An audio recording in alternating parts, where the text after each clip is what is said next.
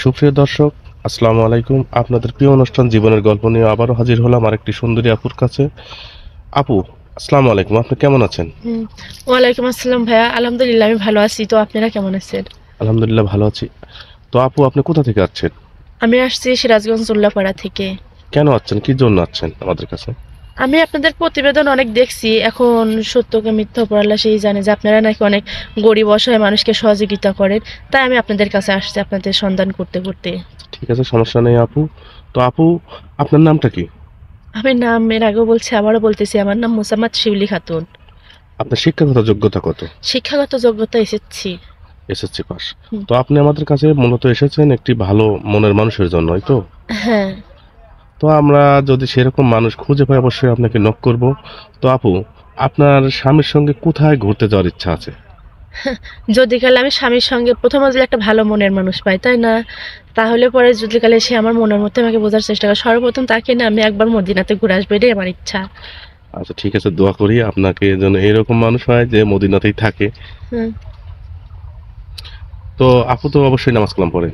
হ্যাঁ ভাই, যেহেতু মুসলিম ঘরের মেয়ে আমি, কম বেশি পড়তেই হয়। আর আমি কিন্তু, হয়তো আপনারা আমার পরিচয়টা নিছেন সেভাবে না, যেহেতু নিজের মা নেই তো সৎ মায়ের ঘরে সব কাজ কাম সামলায়া যতটুকু পারি ততটুকু করি।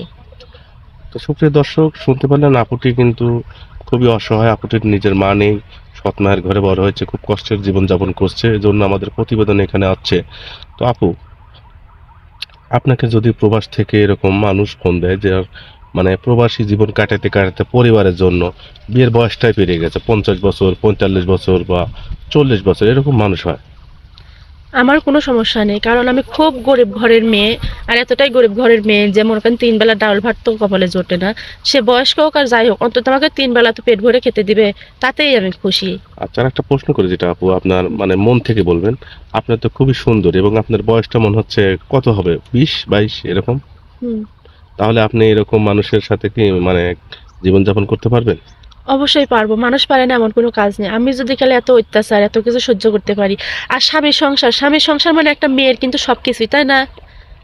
স্বামীর সংসার মানে মেয়ের সংসার, কিন্তু সেটা আমার ফ্যামিলি আমার বাড়ি হবে।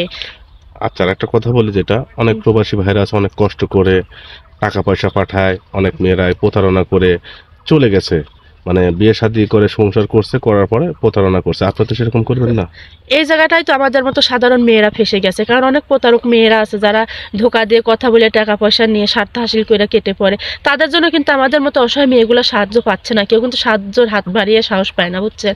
তার জন্য আজও কিন্তু আমরা মনে করেন যে পথে ঘাটে পড়ে আছি। আচ্ছা, আর একটা প্রশ্ন করি আপু, যদি কোনো প্রবাসী ভাই আপনাকে বিয়ে করে আপনাকে রেখে দেয়, আপনি সেক্ষেত্রে তো কোনো পরকীয়ায় লিপ্ত হবেন না? পরকীয়া যদি লিপ্ত হইতাম, বাবার ঘরে এত কষ্ট না করে পরকীয়া লিপ্ত হয়ে কবেই তো চলে যেতাম। কারণ আমাদের মুসলিম ঘরে আমাদের মান সম্মানটাই বড়। আর স্বামী যদি বিশ্বাস করে আমাকে দেশে রাখবে, আমি কি জন্য পরকীয়া করব? আচ্ছা, যাই হোক, সুপ্রিয় দর্শক, একটা মানুষের জীবনের গল্প 2-4 মিনিটে হয়তো বলে শেষ করা যায় না। তো আপু, আপনার মানে মোবাইল নাম্বারটা দেন, যেহেতু আপনাদের ভিডিও পাবলিশ হবে, পাবলিশ হওয়ার পর দেশ ও দেশের বাইরে থেকে অনেকেই নক করবে। তো আপনার মোবাইল নাম্বারটা হ্যাঁ দিয়ে দেন। দেখেন, আমি কিন্তু নিজের ফোন নেই জন্য কিন্তু আমি আপনাদের সঙ্গে যোগাযোগ করতে পারিনি সরাসরি, কিন্তু আমি আপনাদের সামনে উপস্থিত হয়েছি। তো আমার কোনো ফোন নেই। এখন হয়তো বলতে পারেন যে এই যুগে কি কেউ একটা ফোন রাখে না? আর এই যুগে মাথার একটু তেল কিনে নিতে পারি না, তো আমি ফোন কোথায় থেকে কিনবো ভাইয়া বলেন? আচ্ছা, বুঝতে পারছি। সুপ্রিয় দর্শক, শুনতে পারলেন আপুটির কোনো পার্সোনাল ফোন নেই। তো আমাদের ফোন স্ক্রিনের নাম্বারটা দেওয়া থাকবে। অবশ্যই কেউ ভিডিও কল দিবেন না, অডিও ফোন দিবেন।